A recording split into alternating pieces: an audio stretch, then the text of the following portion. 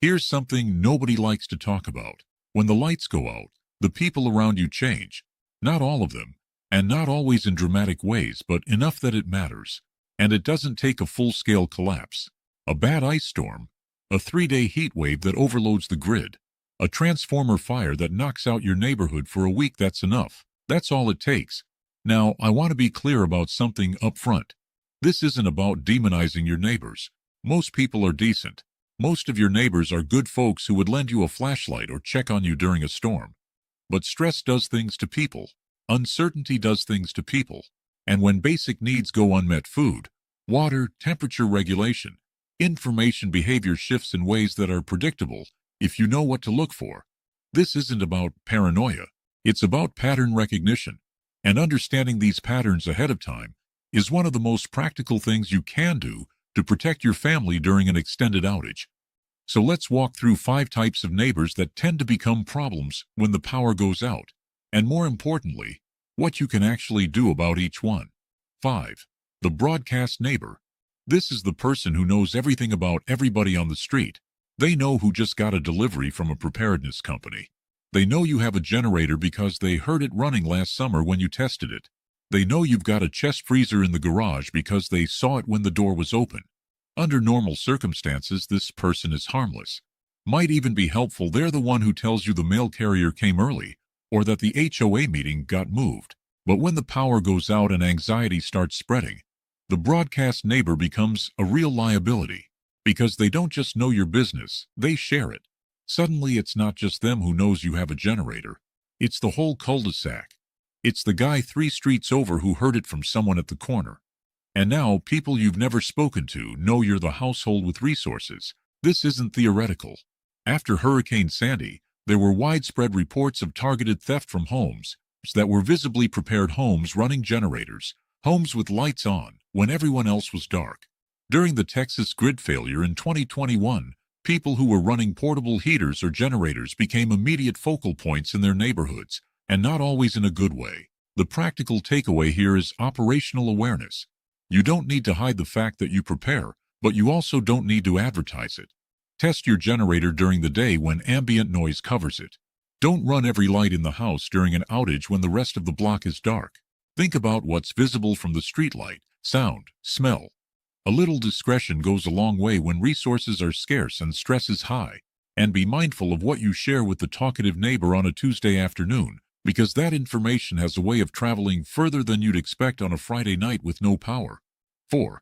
The entitlement neighbor.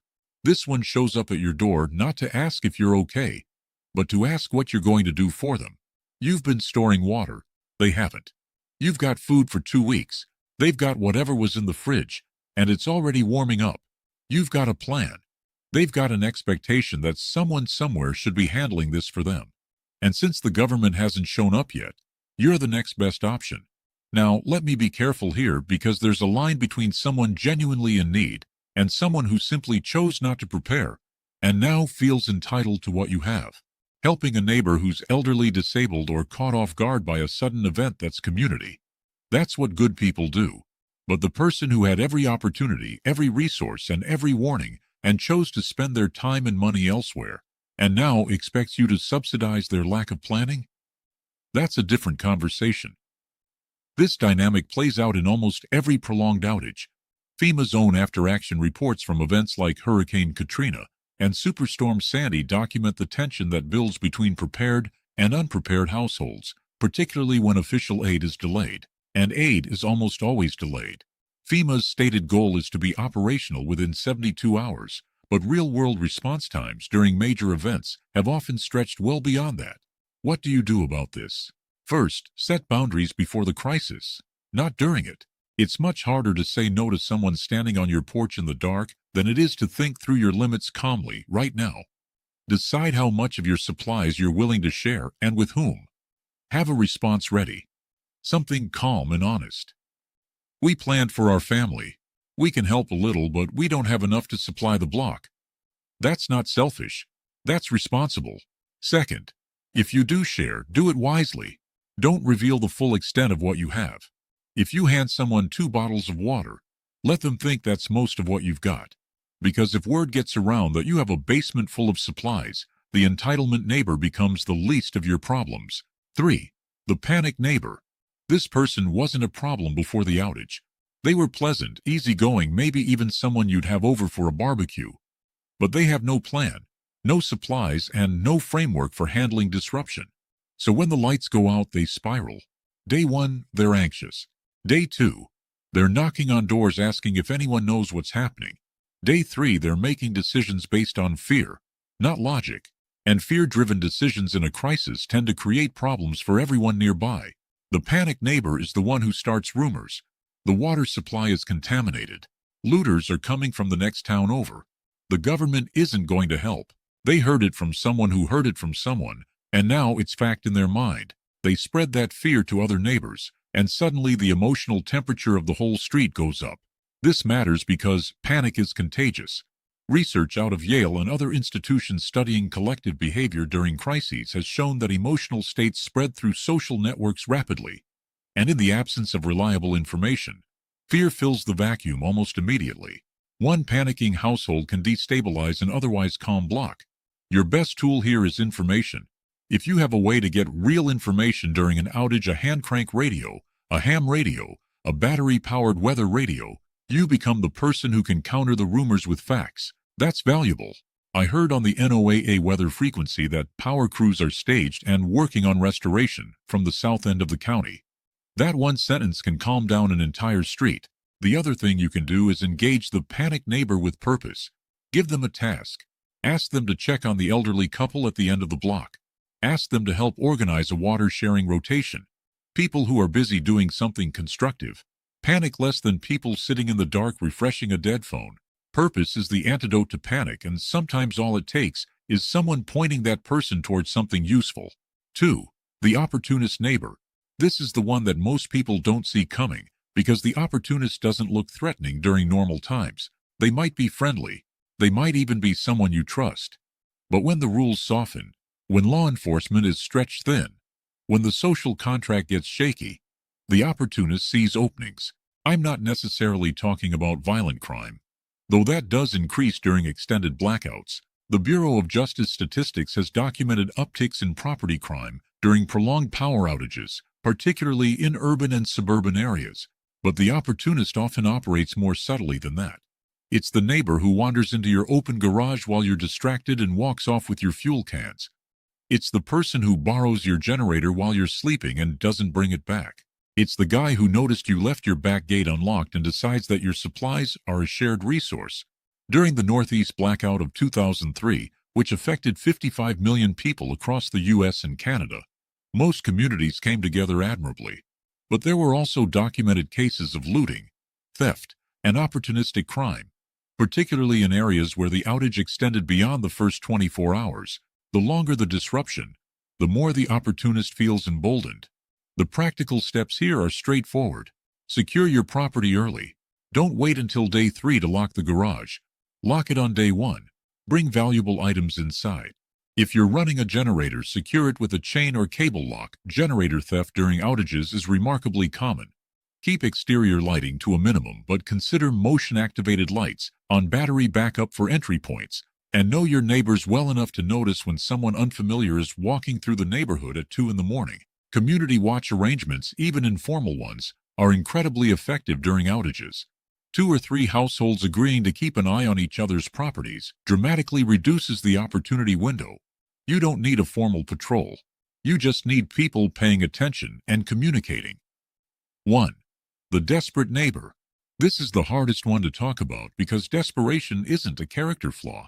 It's a situation, and anyone can end up there. The desperate neighbor is the person with a medical condition that requires electricity, ACPAP machine, a powered wheelchair, refrigerated medications like insulin, a home oxygen concentrator. Or it's the single parent with a newborn and no formula reserves and no way to sterilize bottles. Or it's the elderly person living alone who can't regulate their body temperature and the house is dropping below 50 degrees. These aren't bad people. These aren't people making poor choices. These are people in genuine crisis, and their desperation will drive behavior that you need to be prepared for. Because a parent whose child is in danger will do things they would never consider under normal circumstances. That's not a judgment. That's human nature. The Department of Health and Human Services has documented significant increases in medical emergencies during extended power outages, particularly among elderly populations and those dependent on electrically powered medical devices. During the Texas winter storm of 2021, hospitals were overwhelmed not just by cold exposure cases but by people whose home medical equipment simply stopped working. This is where preparedness intersects with community in the most meaningful way. If you know which of your neighbors have medical needs that depend on electricity, you can plan for that now. Maybe you have a portable power station that could keep a CPAP running for a night. Maybe you can offer a warm room if you have a wood stove or an alternative heat source. Maybe it's as simple as knowing that Mrs. Johnson at the end of the street is on oxygen and should be checked on within the first few hours. But here's the honest truth that has to be part of this conversation. You can't save everyone. You can't run your generator around the clock for the whole block. You can't drain your supplies in the first 48 hours and leave your own family exposed for the next 5 days. Compassion is essential, but it has to be bounded by the reality of what you actually have and what your own family needs. The best thing you can do about the desperate neighbor is help prevent the desperation before it starts. Talk to your neighbors now during calm times. Encourage them to have a backup plan for their medical devices. Point them toward resources. Many power companies maintain registries for medically vulnerable customers who get priority restoration. Some communities have warming centers and cooling centers pre-designated for outages. That information, shared before the crisis, can save a life during one. So, where does all of this leave us? If you step back and look at these 5 types together, the common thread is pretty clear. Every single one of these problems is made worse by a lack of preparation. Not just your preparation, but the preparation of the people around you. And that's something you can influence, at least to a degree. You can't force your neighbors to store water or buy a flashlight, but you can build relationships now that make cooperation easier later. You can share basic preparedness information without being preachy about it. You can get to know who lives near you, what their vulnerabilities are, and what they bring to the table. Because in an extended outage, your neighborhood is your first and most immediate support network, or your first and most immediate threat.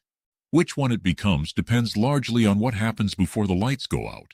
Preparedness isn't just about what's in your closet or your garage.